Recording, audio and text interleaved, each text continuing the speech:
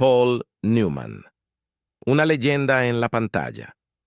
Un ícono fuera de ella. Amado por sus penetrantes ojos azules, su carisma natural y esos papeles que definieron el cine estadounidense. Pero detrás de toda esa elegancia y los aplausos había un dolor que nunca pudo dejar atrás. La devastadora pérdida de su hijo. Scott Newman, su primogénito, parecía destinado a seguir los pasos de su padre. Atractivo, talentoso, con oportunidades. Pero también cargaba un peso silencioso, la presión del legado, la sombra de las expectativas, y una lucha contra la adicción de la que ni la fama pudo protegerlo.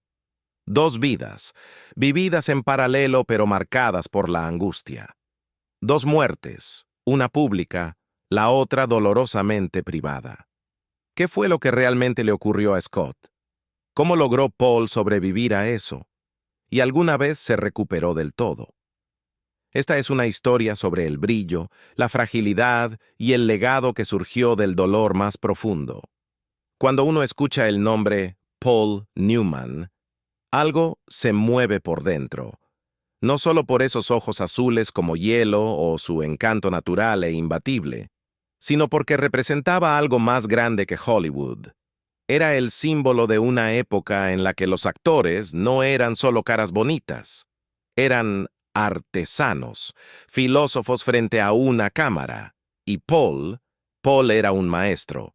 Tras regresar de la Segunda Guerra Mundial, donde sirvió como operador de radio en el Pacífico, volvió con una gravedad silenciosa. No perseguía la fama, perseguía el sentido. Se formó en la Escuela de Drama de Yale y se fogueó en el teatro de Nueva York, estudiando su oficio como un hombre poseído. Y luego llegó 1956, cuando protagonizó Somebody Up There Likes Me. Originalmente pensada para James Dean, esa película lanzó a Newman directamente al estrellato. Pero nadie decía en voz alta que ya entonces parecía estar cargando una sombra, como si llevara consigo el peso de una herida que aún no había ocurrido. Y ese era Pablo. Genial sin esfuerzo, sí, pero nunca superficial. Desde Cat on a Hot Tin Roof hasta The Hustler, HUD, Cool Hand Luke y, por supuesto, Butch Cassidy and the Sundance Kid, no era solo el hombre en la pantalla. Era el hombre. Hizo de la vulnerabilidad algo masculino, de la inteligencia algo sexy, de la rebeldía algo noble. Podía decir más con una mirada entrecerrada que muchos actores, con un monólogo completo. Pero fuera del cine, la leyenda solo crecía. No se conformaba con actuar. Competía en carreras, de verdad, con grasa en las uñas y velocidad en las venas. Fundó Newman's Own, una marca de alimentos que donó cada centavo de sus ganancias a obras benéficas. No solo donaba, construía campamentos para niños con enfermedades terminales, financiaba programas, los pagaba de su propio bolsillo. Y luego estaba Joanne Woodward, su compañera de reparto, su musa, su socia en la vida. Su matrimonio duró 5 décadas, en una industria donde 5 años ya es un milagro. Construyeron una vida de privacidad relativa, una que se sentía casi sagrada. Pero detrás de esas puertas cerradas, también enfrentaron tormentas. Ninguna tan devastadora como la que llevaba el nombre de Scott. Scott Newman llegó al mundo en 1950, el primer hijo de Paul, fruto de su primer matrimonio con Jackie Witt. Tenía la buena apariencia de su padre, su carisma, pero también algo inquieto en los huesos. Para cuando Scott era adolescente, su padre ya era uno de los hombres más famosos del planeta. Imagínate eso. Intentar crecer cuando el mundo ve a tu padre como un dios, cuando tus compañeros te tratan como un accesorio del estrellato de otro. Ese tipo de presión no moldea a un niño, lo deforma.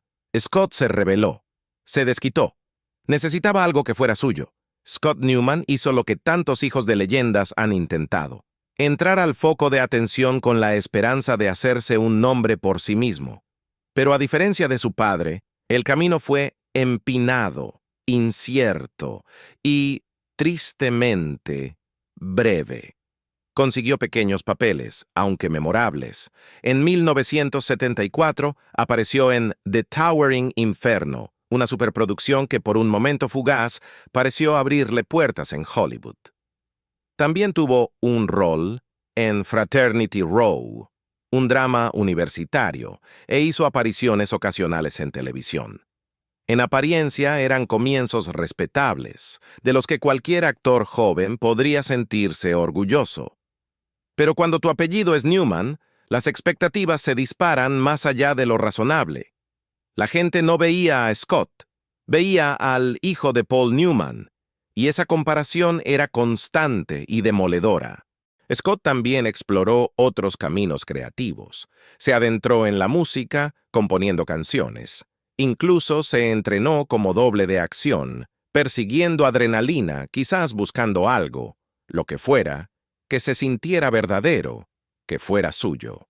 Pero a donde quiera que mirara, la sombra de su padre lo seguía. Scott no recibió el mismo libreto dorado. No tuvo el mismo respaldo, la misma confianza de los estudios. Las puertas no se abrían. En muchos casos, apenas si se entreabrían. Y mientras tanto, luchaba contra demonios que lo acompañaban desde la adolescencia. El alcohol llevaba años a su lado. Para cuando llegó a sus veintitantos, ya era más que un problema. Era un salvavidas que se deshilachaba cada día más. Amigos y biógrafos dirían después que sufría de una terrible enfermedad, alcoholismo. Y al alcoholismo no le importa quién sea tu padre.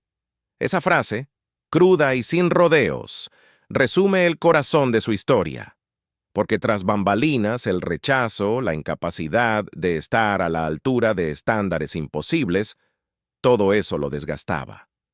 Lo consumía. En 1978 todo comenzó a desmoronarse. Scott Newman, el único hijo varón de Paul Newman, llevaba años luchando, con la sombra de su padre famoso, con una carrera actoral que apenas despegaba, y con demonios internos que rara vez salían en los titulares pero siempre estaban presentes. Ese año, un accidente en motocicleta, aparentemente inofensivo, desencadenó una cadena de eventos trágicos. Aunque las lesiones no se consideraron graves, le recetaron analgésicos para el dolor, y ahí comenzó la caída. Los medicamentos no solo aliviaban el dolor físico, adormecían algo mucho más profundo, heridas emocionales que nunca habían sanado, frustraciones acumuladas durante años, y una dependencia creciente del alcohol para suavizar los bordes filosos de su vida. Quienes estaban cerca de él veían las señales, arrebatos esporádicos, un malestar constante y una sensación creciente de aislamiento. Scott era un joven atrapado entre lo que era y lo que el mundo esperaba que fuera. El hijo de Paul Newman, el del apellido icónico, el que según todos lo tenía todo. Pero en realidad se estaba ahogando. En octubre de 1978, la espiral llegó a su fin. Scott pasó la noche en casa de un amigo en Los Ángeles, supuestamente de buen ánimo, riendo y conversando como cualquier otro joven de 28 años, disfrutando de una salida. Pero más tarde esa noche, se registró solo en un hotel. En algún momento, entre el pasado y el amanecer, todo se desmoronó. Scott tomó más analgésicos, algunos que le habían quedado del accidente, y los mezcló con alcohol. No fue una sobredosis escandalosa, no hubo una fiesta salvaje ni un accidente aparatoso. Fue algo silencioso, ordinario y mortal. Cuando el personal del hotel lo encontró inconsciente a la mañana siguiente, ya era demasiado tarde. Se llamó a los paramédicos, pero no se pudo hacer nada. La autopsia confirmó lo que pocos se atrevían a susurrar. Scott había muerto por una sobredosis accidental. No hubo nota de suicidio, ni una despedida escrita. Solo un joven brillante pero atormentado, cuya vida se desvaneció en silencio. La noticia de su muerte provocó olas en Hollywood, pero no causó el escándalo mediático que algunos habrían anticipado. Aparecieron algunos titulares sensacionalistas, especulativos, insensibles, pero Paul Newman se negó a participar. No hubo conferencias de prensa, ni entrevistas de duelo, ni intentos de moldear la narrativa. La familia Newman vivió su duelo en privado, a puertas cerradas, y Paul, quien siempre había protegido a su familia del ojo público, se refugió aún más en el silencio, cargando el peso de la muerte de su hijo como una piedra en el pecho por el resto de su vida. La historia de Scott Newman no fue solo otra sobredosis de Hollywood. Fue la tragedia de un joven atrapado entre expectativas e identidad, talento y presión, fama e invisibilidad. No murió intentando ser alguien más. Murió intentando hacer las paces con quien realmente era. Paul Newman, quien siempre había parecido el epítome de la calma y el control, estaba, según amigos cercanos, absolutamente destrozado. Y aún así, incluso en ese momento, siguió adelante. Continuó trabajando, presentándose en los sets, llevando el peso de un dolor inimaginable con la misma gracia que había mostrado en pantalla durante décadas. Hubo susurros, por supuesto. Gente especulando si la carga de la fama o la presión de tener a un ícono de Hollywood como padre habían contribuido a la espiral de Scott. Pero un amigo cortó el ruido con una honestidad brutal, diciendo, no murió por ser hijo de Paul Newman, murió porque era alcohólico. Fue una frase que no excusaba nada, pero ayudaba a explicar la verdad silenciosa y complicada detrás de la historia de Scott. Y fue una verdad que Paul llevaría consigo el resto de su vida. Después de la muerte de Scott, algo cambió de manera permanente en Paul Newman. En la superficie, hizo lo que muchos hombres fuertes de su generación fueron enseñados a hacer. Siguió adelante. Trabajó. Corrió autos. Continuó con su filantropía. Era como si el dolor se hubiera doblado ordenadamente dentro de la rutina de su vida. Desde afuera parecía sereno, incluso resiliente, pero quienes lo conocían íntimamente podían ver el peso que cargaba. Paul Newman nunca fue el tipo de hombre que se lamentaba públicamente, pero en privado llevaba una pesada carga de culpa. Culpa por quizás no haber hecho lo suficiente, por no haber estado lo suficientemente presente, por no haber sabido cómo llegar a su propio hijo a tiempo. No hubo confesiones dramáticas, ni conferencias de prensa emotivas, pero la verdad se reveló en cómo respondió. No se retiró. Se redirigió.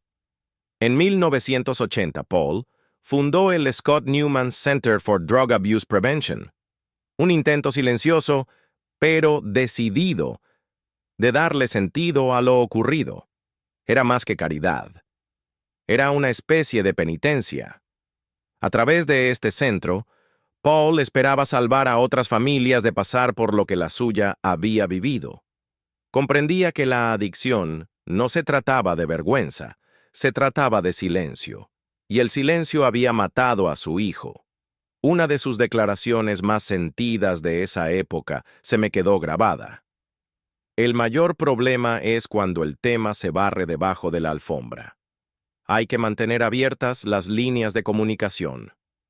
No era una frase pulida para la prensa, era un padre herido intentando convertir su dolor en algo constructivo. Nunca fingió tener todas las respuestas. No le interesaba ser visto como un héroe. Solo quería hacer algo, lo que fuera, que pudiera evitar que otra vida joven terminara demasiado pronto. En muchos sentidos, esto se convirtió en el legado más personal de Paul. Más allá de los Óscares, más allá de los trofeos de automovilismo, incluso más allá de Newman's Own y sus millones en contribuciones benéficas.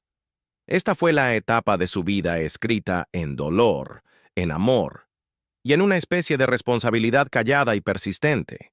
Paul Newman no pudo salvar a Scott, pero al honrarlo, al decir las verdades difíciles que otros evitaban, encontró una forma de ser el padre que siempre deseó haber sido. En sus últimos años, Paul Newman pareció caminar esa línea rara entre el legado y la humildad. Nunca dejó de trabajar, no realmente, incluso mientras las canas se apoderaban de su cabello y su rostro juvenil se afinaba.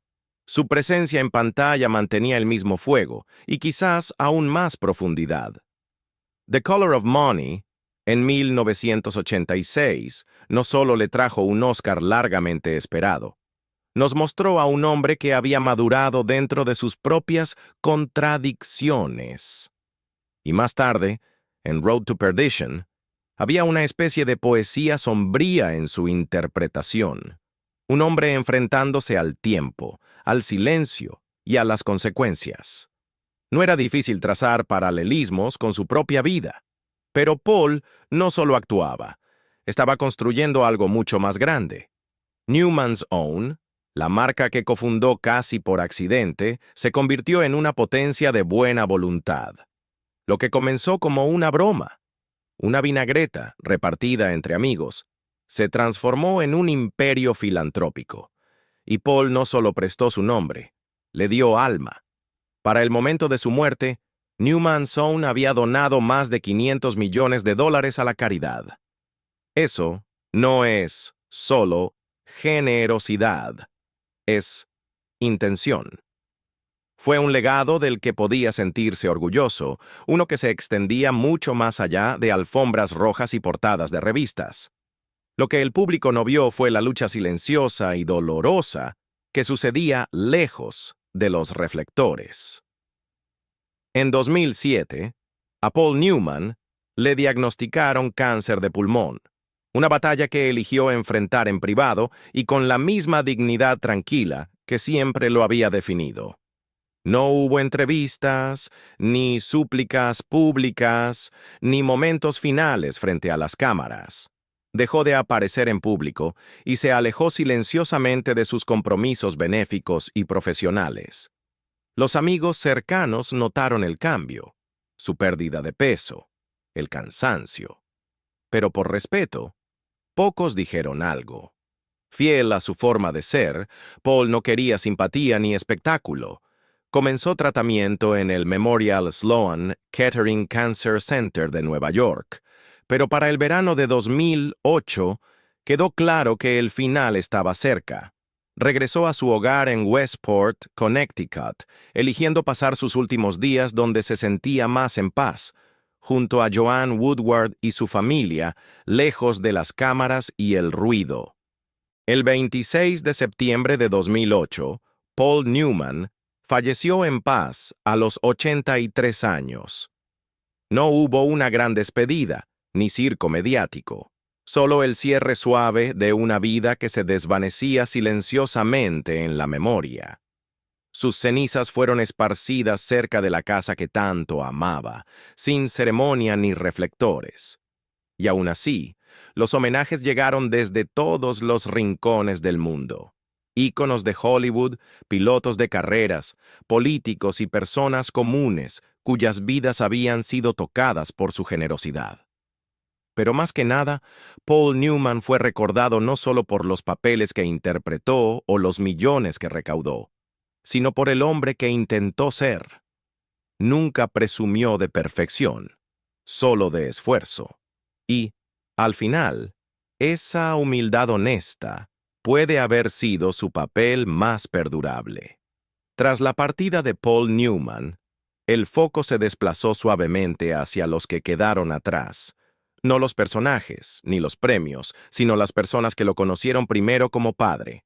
Sus hijas, Susan, Stephanie, Nell, Melissa y Claire, llevaban cada una un fragmento diferente de él, un ritmo distinto de su legado complejo. No dieron un paso al frente con estruendo, ni buscaron titulares. En cambio, lo han honrado con una gracia silenciosa que refleja lo mejor de lo que él fue. Susan y Melissa, en algún momento, incursionaron en la actuación, quizás atraídas por el mismo mundo que moldeó el mito de su padre. Pero el escenario no las sostuvo como sostuvo a Paul. Sus caminos las llevaron a otros lugares, hacia vocaciones más privadas. Nell, sin embargo, encontró un propósito poderoso en algo más cercano al corazón de su padre. Las causas en las que él creía. Apasionada por la comida orgánica y el medio ambiente, Nell se ha convertido en una fuerza clave detrás de la fundación Newman's Own, continuando la misión filantrópica que Paul comenzó con tanta sinceridad. Y a diferencia de la caridad performativa que a menudo se ve en los círculos de celebridades, el compromiso de Nell se siente arraigado en algo profundamente personal, como si hablara en su nombre. No con palabras, sino con acciones. A lo largo de los años, las hermanas han hablado con una honestidad reflexiva sobre su padre. Recuerdan el brillo en sus ojos, su ingenio, su inteligencia feroz, pero no endulzan lo demás. También recuerdan los defectos, la distancia emocional, los silencios, la carga de haber sido criadas por alguien a quien el mundo nunca dejó de admirar. Es una honestidad que no solo honra la memoria de Paul, sino que la profundiza. Un biógrafo lo dijo con sencillez. Perder a Scott fue la herida no cicatrizada de la familia. Y ese dolor, silencioso pero siempre presente, ha perdurado en las hijas más que cualquier entrevista de prensa podría revelar. Han mantenido viva la memoria de Scott de maneras sutiles y significativas, nunca explotándola, nunca convirtiéndola en una tragedia para consumo, solo amor, entregado en silencio, solo recuerdo, moldeado por el tiempo y la reflexión. Lo que queda de Paul Newman no está solo en las películas, ni en las botellas de aderezo para ensaladas, ni en las fundaciones benéficas. Está en la dignidad con la que su familia sigue adelante, cargando tanto sus triunfos como sus remordimientos. Está en la gracia compleja de unas hijas que vivieron a la sombra de una leyenda y lograron convertir esa sombra en algo luminoso. La fama, el talento y la fortuna pueden deslumbrar al mundo, pero no pueden proteger un corazón de romperse. Paul Newman vivió una vida que muchos envidiarían, pero una parte de él nunca volvió a estar completa tras la muerte de Scott. Su historia no es solo una de pérdida trágica, es sobre lo que cargamos en silencio, lo que elegimos recordar y cómo avanzamos con amor y pesar. Nos pregunta, ¿qué legado estamos dejando realmente? ¿Y cómo honramos a quienes hemos perdido sin permitir que su ausencia nos defina? Si esta historia te conmovió, compártela. Déjanos un comentario. ¿Qué parte del camino de Paul y Scott te impactó más? Y no olvides suscribirte para más historias que van más allá de la superficie, directo al corazón de lo que significa ser humano.